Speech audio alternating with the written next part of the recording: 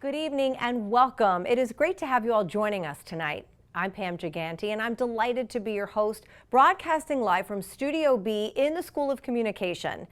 Many of you may know me from my many years anchoring the local news here in South Florida and most recently as host of Your South Florida on South Florida PBS. But some of you might know me as a part of the UM Citizens Board family, where my husband, Alfred Boonhay, is a proud Cane and past president of the Citizens Board and is now currently serving as the inaugural president of the Miami Canes community, which we encourage you to get involved with. So as you can tell, we're all in and love being involved here at the U.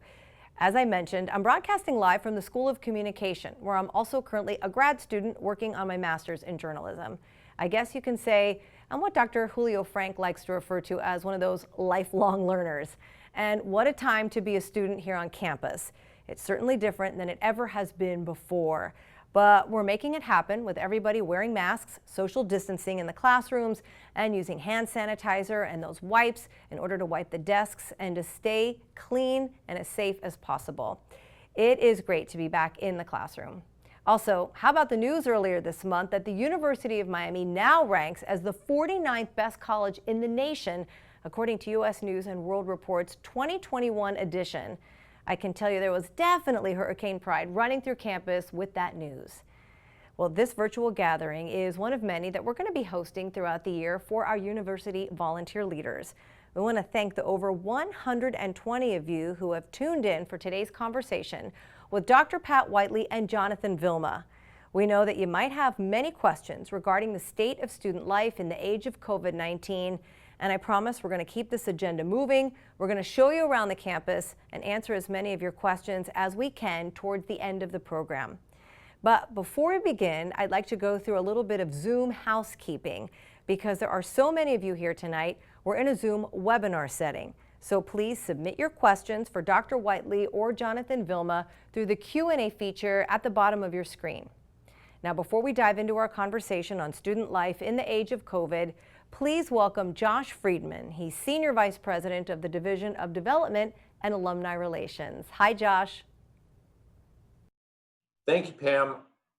I am so excited to see so many friends tonight joining us.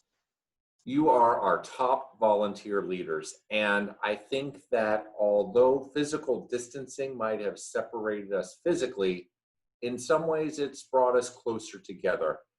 As our most loyal and committed Canes, I really want to make sure that you feel well informed, that when you're out repping the U every single day, you know what the inside story is, and who better to bring you that than the people that we have on the program tonight. We want to bring the campus to you. I hope you have a wonderful evening. Thank you so much. Go Canes.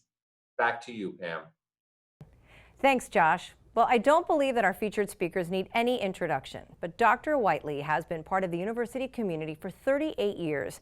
As the Vice President for Student Affairs, Dr. Whiteley leads 21 departments in areas that directly provide programs, services, and facilities that better the present and future Cane experience. Jonathan is a neighbor of ours in Coral Gables. He is a former Hurricane and NFL player, Super Bowl champion, former ESPN analyst, and now a Fox Sports analyst. He's a University of Miami Board of Trustees member and chair of the Student Affairs Committee, and he's not even 40 years old. Thank you, both Pat and Jonathan, for being here with us this evening. Pam, great to be with you, and it's great to see everybody tonight and be with Jonathan Vilma, who chairs our Student Affairs Committee of the Board of Trustees. I think that, first of all, I'd like to say that really proud of our efforts. President Frank has done a terrific job of leading our efforts to open and essentially dance around COVID-19. A couple of things, we decided to give students choices, and I think that that was a very, very important component, that students could decide to be remote, they could decide to go hybrid, or they could do face-to-face in-person classes. The entire campus has been redesigned, and we have public health ambassadors that are enforcing social distancing, hand sanitizers, and of course, a very key feature is wearing masks. We have about 3,800 students that are living on campus. And I think everybody also knows that we decided to keep up Stanford Residential College. It was supposed to be torn down for Centennial Village. That is still on the plans, but it will have to be delayed a year or two. But that actually was a great thing because that allowed us to de-densify the housing on the campus. And also, as you'll talk about in a second, we'll talk about is Lakeside Village. Having Lakeside Village and having that opportunity to give new housing to students is terrific, as well as opening our student services building. So lots of changes. We have to be super careful about student life, and I'll talk about that in a second in terms of things we can and cannot do. But last night, we had 300 students on the foot green, social distancing circles, to watch the first presidential debate. Last Saturday night, we had anticipated 995 students on the intramural field. Unfortunately, we were rained out just as the game was started. Thankfully, we had a great result regardless of the rain. So that gives you a little bit of a bird's eye view. It's been an incredible amount of work. I think the other thing that's really key is every student on the campus has mandatory testing every single week, pretty much in an 8 to 9 day period. And we have testing in the Pavia garage, flu shots as well. So we're doing a lot of things to keep the community safe.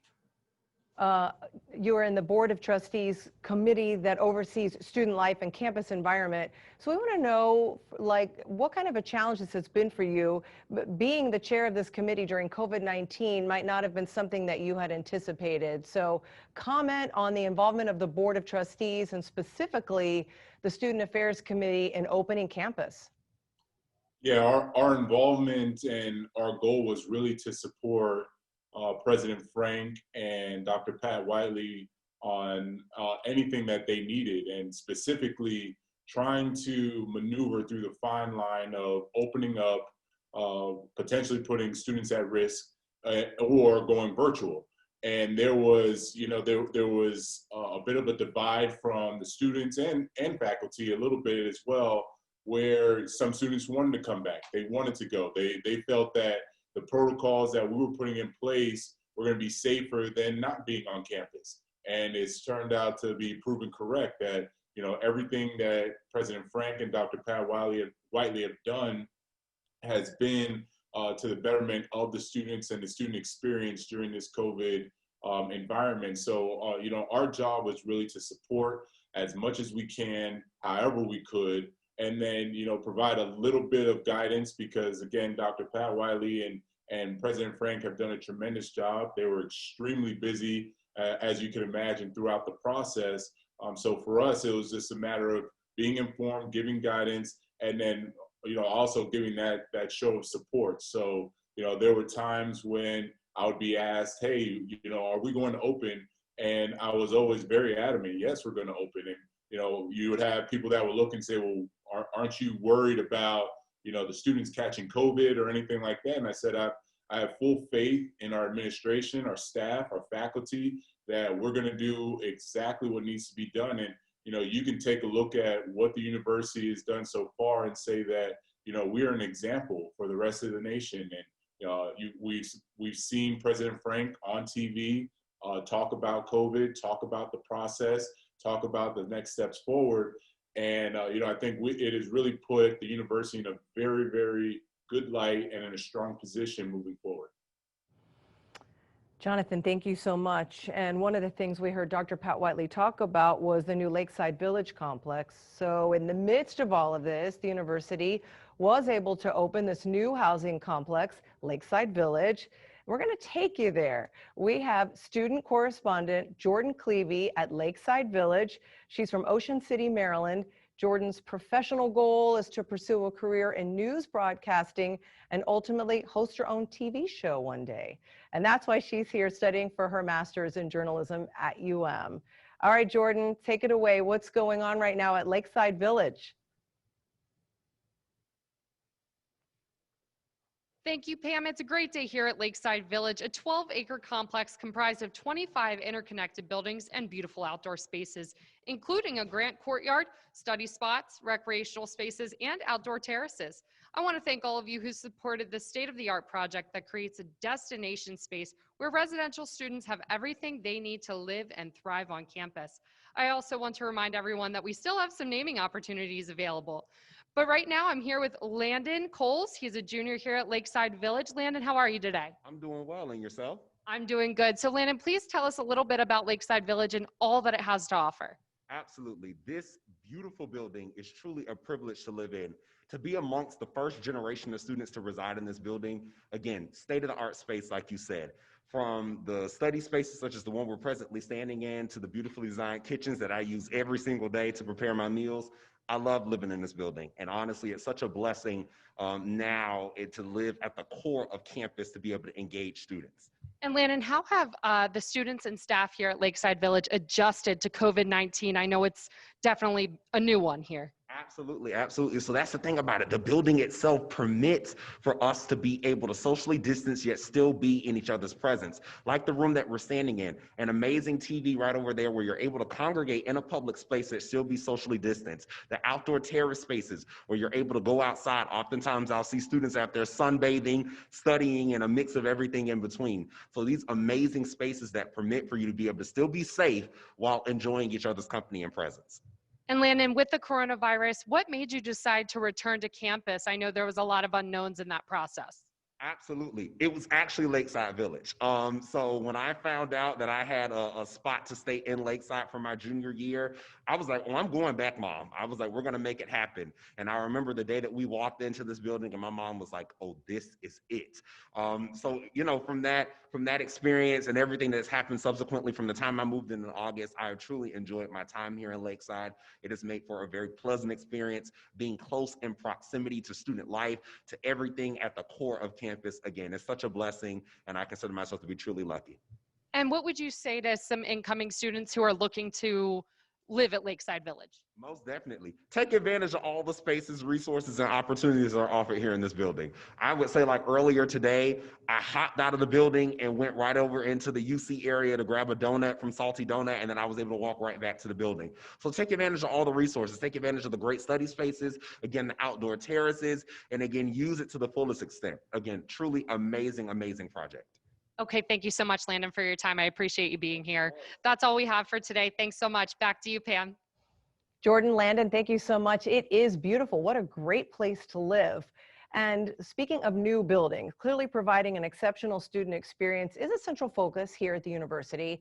As if the Lakeside Village wasn't a feat enough, the university also opened the doors for the new student services building. The Miami Shuffle is a complaint that we have heard a lot, most often from students over the years, referring to the challenges that students face trying to locate vital services, which usually took you to all 4 points of the campus and back again. So it's all centralized now. The new student services building is centrally located and designed to put an end to the infamous Miami Shuffle. So to tell us a little bit more about the new student services building, we're going to take you out live again with another School of Communication correspondent, Ileana Mendez. After receiving her bachelor's in communication from FIU in 2017, Ileana worked for a nationally syndicated morning show called Daily Flash. Her biggest goal in life is to one day produce a well-known talk show or reality TV show. And that's why she's here at the U pursuing her master's degree in journalism. Ileana, tell us a little bit more now about the new student services building. Hey Pam, it's so nice to virtually speak to you.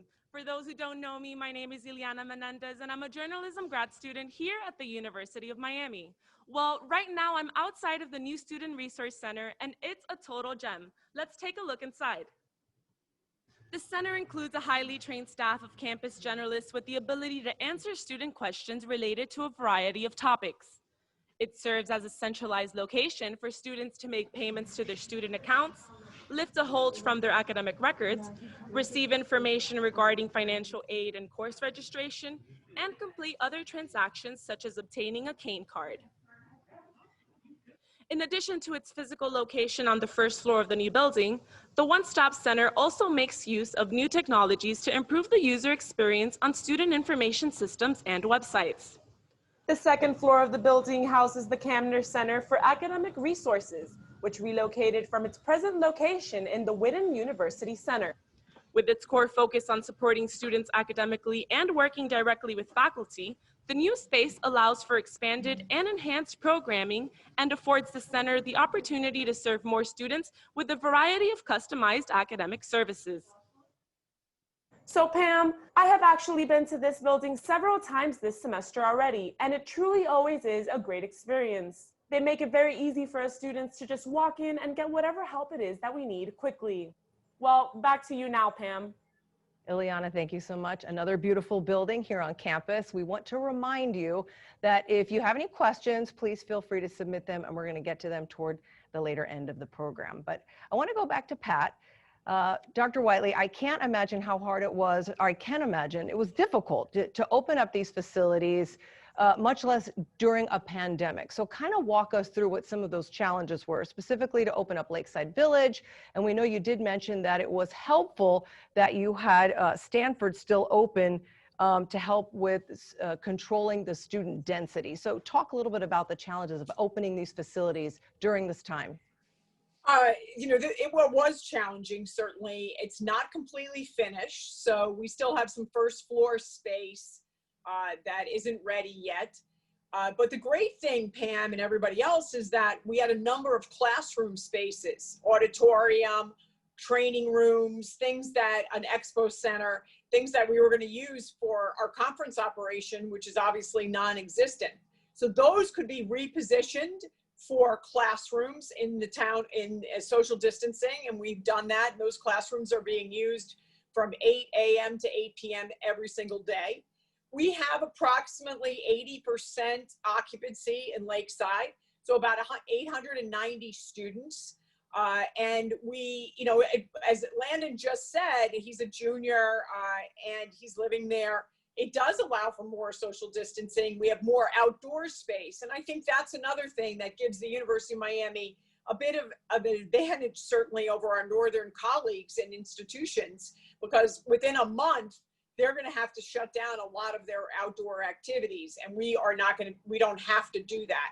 So we are going to start, for example, next week showing movies on the volleyball court. We actually have a new kind of a climbing wall that we're about to open. Obviously a climbing wall, you don't have to do it with anybody, social distancing. So there's a lot of factors, and we're just so proud of Lakeside Village. It really activates that other side of the lake. We're sad that we can't feature it with homecoming this year with the fireworks, but I know that our alums and leaders are going to be just thrilled, everybody, the volunteers, everybody, to come to Lakeside Village and see it once we can travel more safely. So I think it was a real advantage to allow us to de-densify. No, indeed. And Pat, thank you so much. Jonathan, I'm sure the Board of Trustees, as we all know, is really concerned about our students' health and well-being during this time. But what is the greatest challenge the committee is focused on right now? Well, the greatest challenge is to continue to show exemplary numbers as far as COVID is concerned. We took the approach that we were going to open, understanding that we're not going to have everything resolved or everything solved. We're going to have to go through the process of, fighting through the unknown. And fortunately, we have done a very good job of that. I know Dr. Pat Whiteley has done a tremendous job of keeping the board up to date. And we've made some adjustments. We've made some adjustments for the better as we've continued down through the process. And one of the best things we started doing, again, is Dr. Whiteley mentioned, is testing weekly, or let's call it 8 to 9 days, and that ensures the safety. So we can, as a university, honestly say that we have put the safety of our students and our faculty and administration as number one throughout this whole process, and everything we've done is to maintain that. So our status right now is of, again, upper echelon as far as universities handling COVID and opening up, and we want to maintain that status. And Pat Whiteley, I want to bring you back into this conversation. Talk about that, touching on the safety protocols again, and that recent pivot to increase testing for all students. Talk about the decision that was made to do that, and then how well it is going. And what are the students saying about it? They're okay with being tested more frequently? So, Pam, we really made this pivot over Labor Day weekend. We started out with surveillance testing, so random testing. The reality was, with random testing, no one should be surprised. We were probably at a 30%, somewhere in that area, compliance. That's just simply not enough. And so we decided to pivot to the mandatory testing. I actually think the students are happy about it. We were able to pick up some asymptomatic one cluster in a residential college early on in our first cycle, and that was really a good thing. So, you know, I think that they're used to it. We start our third cycle on Friday of this week. We'll go through November 10th, and the semester will end November 21st. If you were to look at our dashboard today, our positivity rate, because we've done more tests, of course, but our positivity rate is very low, below 3%. And over the weekend, we've had, just since Thursday to today, which is almost a week, we've really had very, very few student cases. So that's great news that our students are complying by the many public health directives that we've asked them to do so. And then Pat, continue talking about students' health and safety, mentally, physically. How can you really ensure a vibrant student life, that students remain engaged? I know you talked about the temperature down here is going to help to kind of keep those open spaces open, but I'm sure it's still a challenge to create these experiences for students where they can social distance, but still be engaged with one another and participate at things here at the university, right? Talk about that, because it's such an important part of student life. Pam, it's challenging. You know, the social distance circles, we had them all out last night for the debate.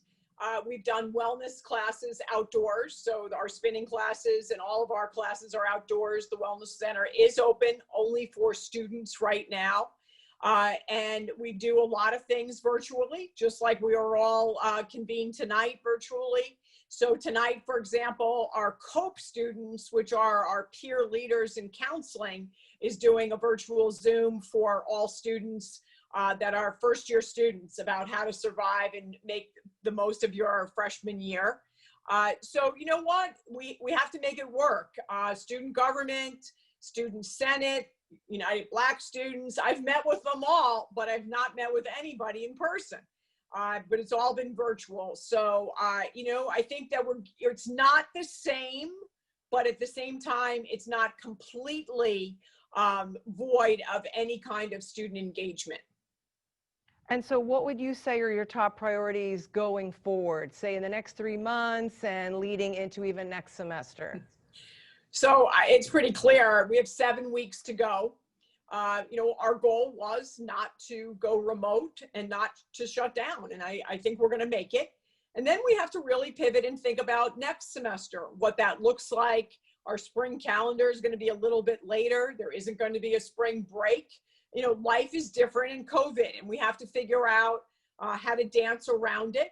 And then we have to give students an option if you want to be remote and don't want to live in the residence halls in the winter. Whatever that is, and we have to work through that. We have to give our faculty the choices and work with them on their teaching assignments. But at the same time, we also have to gear up with making sure we have mental health support, making sure that we are supporting all of our students. And then we also are recruiting a class for, you know, August of 2021. So all of those things, the spring semester always is so much busier than the fall because you're preparing for the fall semester as well. So it's different. Life in COVID-19 world is very, very challenging. I've engaged much more with parents than I ever have on our Cool Parent Facebook group. And we've really reached out and spent a lot of time with student leaders, with parents and students, trying to help them understand how we have to do a little bit of student life differently. But we have a great winning football team, and we are now planning a major watch party for Clemson, Miami in October 10th, and that wasn't planned. But we were just going to do the home games, but we just traded out games today and decided to do the Clemson, because I don't think there'll be, in the last 3 years since we played Notre Dame, I think Jonathan would agree with me, and he knows I'm a football fan, that this is the biggest game since we played Notre Dame in Hard Rock Stadium. Jonathan, you want to chime in on that? You said it all, Pat. 2 thumbs up. I'm glad you did it. It's going to be a top 10 matchup, first time, as you said, since Notre Dame. So I know that I'll be excited. Pat's going to be excited. University better get up for it. They're going to need our support. No, definitely. They're going to need the support in order to celebrate in a safe way.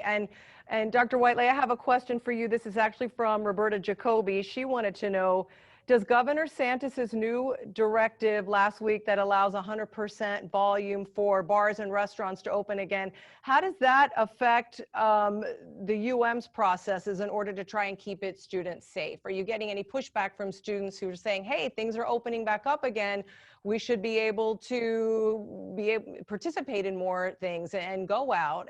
But if they do, they're potentially exposing themselves to getting. No, Roberta has a great point and question. We're very concerned. However, at this point, we are going to keep our curfew. We do have an 11 p.m. curfew. We're going to keep it. We think it's working for our students. We are sending out a note. I'm actually sending out a note tomorrow about the phase 3. And we're going to try to keep our students safe and, kind of employ them, especially the ones on campus with the 11 o'clock curfew. I think that actually will help. Okay, super. And Jonathan, we have a question. How can volunteers help and get engaged?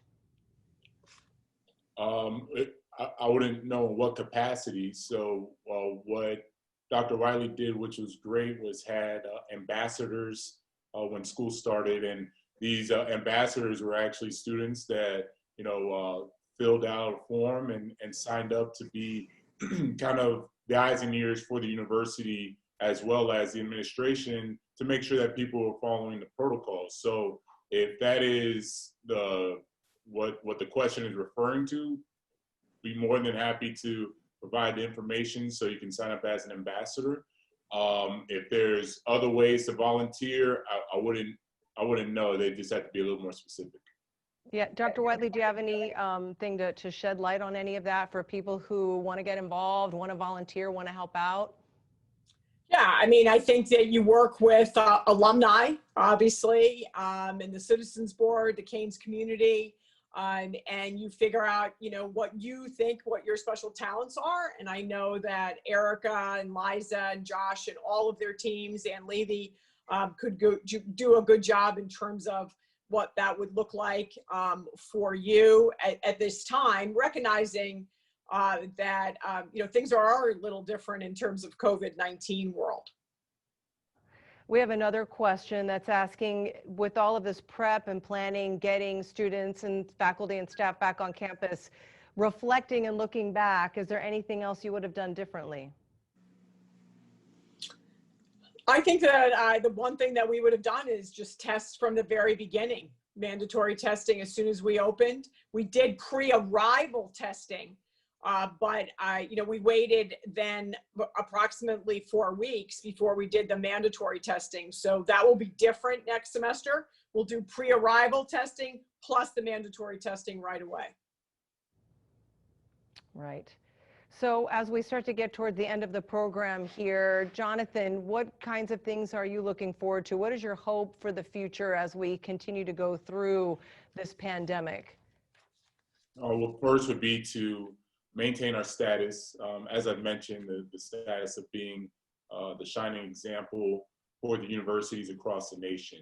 The second would be to be able to facilitate all students coming back and not losing out on the student experience. And it's a lot easier said than done, but we are very focused on, people pay to come to Miami, students pay to come to Miami for the student experience. And we understand the circumstances, everyone understands that, but we still need to find a way to continue to push the issue within the university to make sure that people are coming and the students say, hey, look, yeah, there's COVID and there's social distancing, et cetera, but the university has done a really good job of making it as pleasant as possible, or as unnoticeable as possible regarding COVID. So that would be the challenge. We'll continue to work through those challenges because, again, this is uncharted territory. So anything that we think of, we're not going to know all the consequences around whatever that action is. And so we try to think through as much as we can. We think that we go with the best route, and then from there we adjust. And as long as we have the mindset that, we're going in good faith and making sure that the top priorities of student safety, administration safety is there, and then having the student experience, then, it's easy for us to adjust. And that will be our goal going forward long term. Hopefully in 2021, at some point, there will be a vaccine. There will be a way for us to have the students come in masses without having to social distance. Yeah, indeed. And Pat, talk about, are students going to be able to go back to the stadium to watch the football games in person? So at this point, we would only be able to give a real minimum amount of tickets for students. And it really isn't worth the fact that we have, 10,000 students eligible. It's just not worth the effort that would take. So we are probably holding off having students at the games. Certainly a student could go to the game. Nobody's going to stop them if they buy a ticket. But, you have to understand we don't have any transportation to the game because we can't, given social distancing. And we just think it's the best interest of everybody right now not to do so.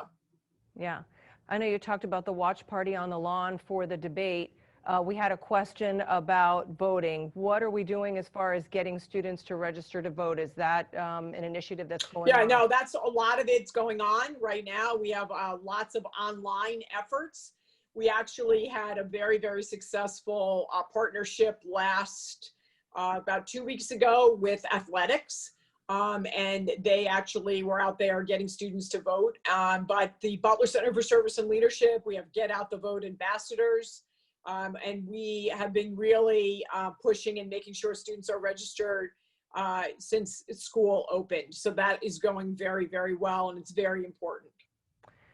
We have another question about the spring calendar. Is it posted online? The parent says, I assume that since spring semester has been pushed back a week, that Greek Rush will also be pushed back a week. And will Greek Rush still be online, or is some of it going to be in person? So as of right now, Greek Rush would be January 12th to the 17th, at least for Panhellenic and sorority recruitment. And it's Panhellenic's national rules, Pam, and the parent is that everything takes place virtually. So even if we wanted to do something in person, we can't right now. We're not sure how that's going to affect our IFC or our national Panhellenic groups or multi-ethnic Greek council. So we're still working that out, but that's what we know right now. The residence halls will not open until the earliest January 19th, and move-in for new students will be appointment only, and move back for continuing students will be based on your building in terms of what day you come back to campus. So Pat, we know you're involved in so many aspects of student life on campus. One of the parents wants to know, what keeps you up at night? The COVID dashboard. I mean, right now, quite frankly, it's posted every day between 11 and at 5 p.m. And, we took a risk, and I really want to say and appreciate Jonathan's support and the Student Affairs Board of Trustees members that have been super supportive, but we did take a risk. The easy decision, everybody needs to understand, would have been to go online and be remote. But hurricanes don't do easy.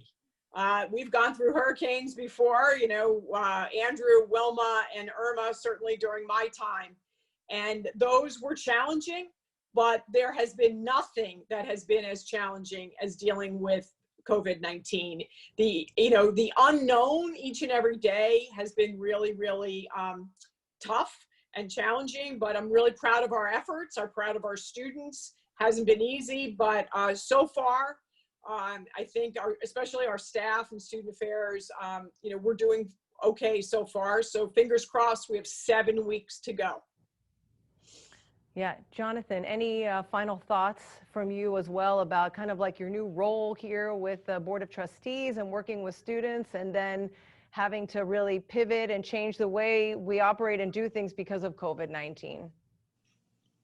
No, it's, as you said, it wasn't something I signed up for, but it kind of related back to football. You have a game plan, and then, the ball snapped and you got to adjust. It's the plan within the plan. And I think that's probably what served us best with the university. We're right now the plan within the plan, and then we go with it. And I'd say I have to just reiterate that Dr. Wiley and President Frank, with the mindset that they had of, we are going to open and we are going to adjust as we go with this game plan within the plan, it was great. And they asked for our support.